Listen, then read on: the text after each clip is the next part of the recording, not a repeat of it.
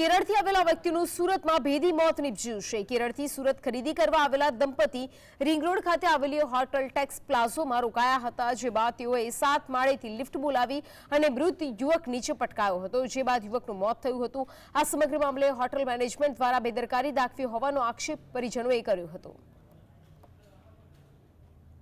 પણ આની અંદર સૌથી મોટો સવાલ એ છે, જ્યારે લિફ્ટ જે ફ્લોર પર ના હોય ત્યારે એનો દરવાજા કઈ રીતે ખુલે છે અને એ લિફ્ટમાં પણ એટલો બધો અવાજ પણ આવે છે।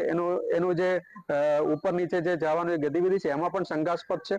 એટલે આ લિફ્ટની અંદર કોઈ ફિટનેસ નથી એવું અત્યારે પ્રથમ દ્રષ્ટિએ અમને ખબર પડે છે અને ત્યાં કોઈ જવાબ વ્યવસ્થિત આપવા વાળા વ્યક્તિ પણ નથી અને જે વ્યક્તિને વાત કરીએ હોટલની અંદર એ લોકો એકબીજાની ઉપર ઢોળે છે એવું અત્યારે સામે જોવા મળ્યું છે। આની અંદર પોલીસ તપાસની કામગીરી આગળ વધારી છે। FSL ના ટીમ ને બધું અત્યારે હાલ હોટલ ઉપર પહોંચવાની તૈયારી છે અને આગળ FIR નોંધીને તપાસ કરવા માટેની ખાતરી પણ અમને પોલીસ દ્વારા આપવામાં